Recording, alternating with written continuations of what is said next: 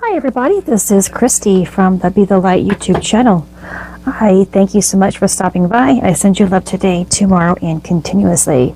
This is my third video of the day. It's still August the 20th, and I am just making a note of that.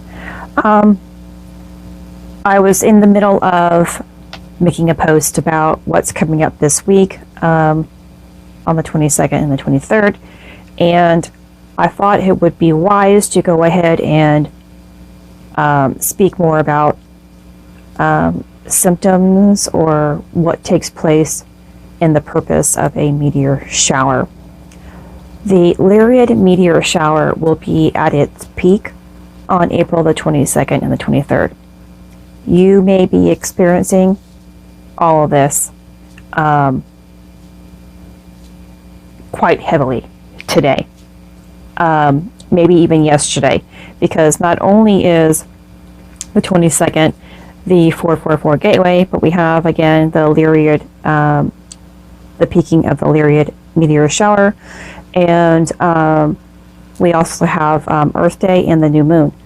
So the energies are really strong, which, depending on where you are, how sensitive you are, these things can be very symptomatic.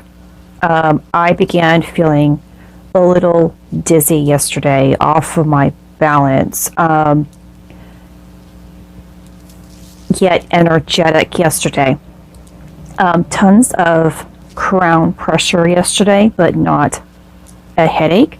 Not in the beginning, but then the headache did progress because of the intense crown pressure, which was the energy radiating into me. I was extremely tired throughout the day, to the point where I was going to go to bed early. It didn't happen. I had tons of energy when I laid down to go to sleep, and although my eyes were closed all night long, I wasn't sleeping. And it's really strange. And unless that's something that has taken place within your life, you won't understand how that's even possible. You're sleeping, but you're not sleeping. You're awake, but you're unaware.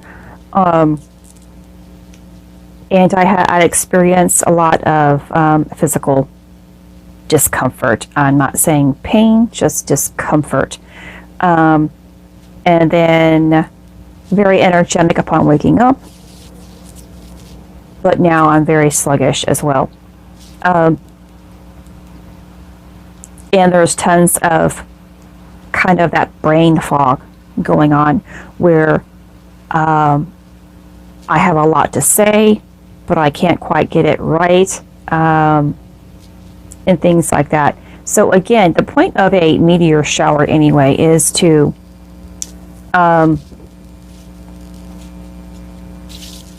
because of what it actually is it's a bunch of dust and particles in the sky, in the atmosphere, that is coming down and giving us the sight that we see.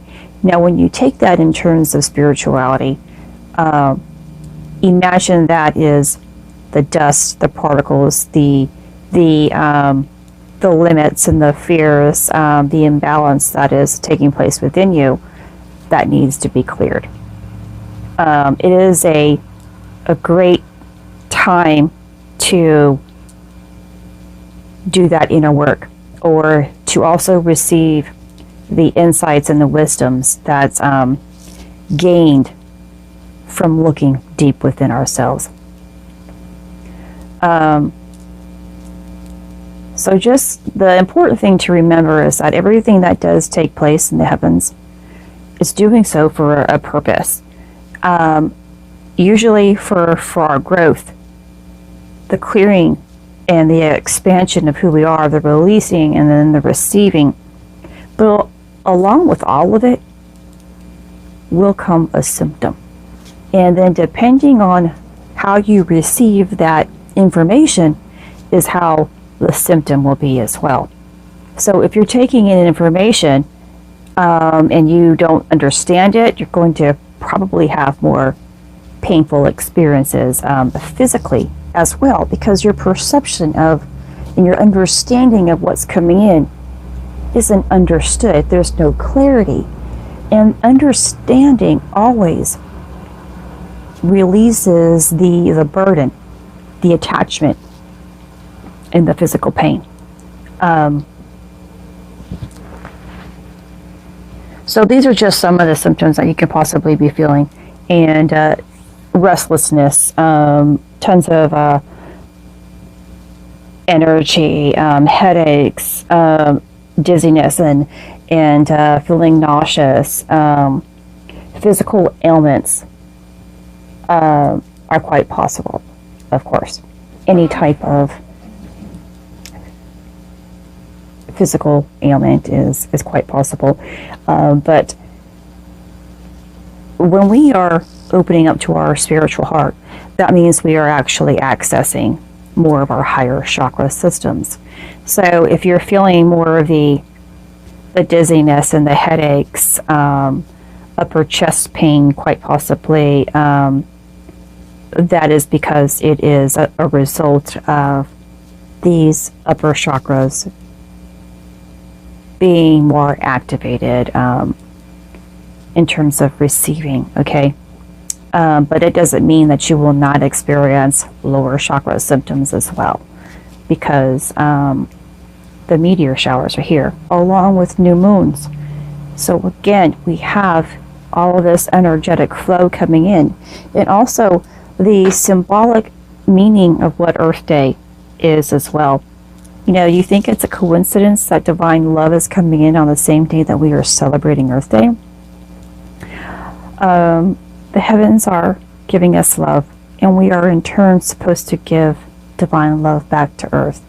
You know, she has been trying to repair herself, and in her repairing herself, she is also helping us repair ourselves by raising our own frequency, by raising our consciousness, and you finally embodying our soul in that connection.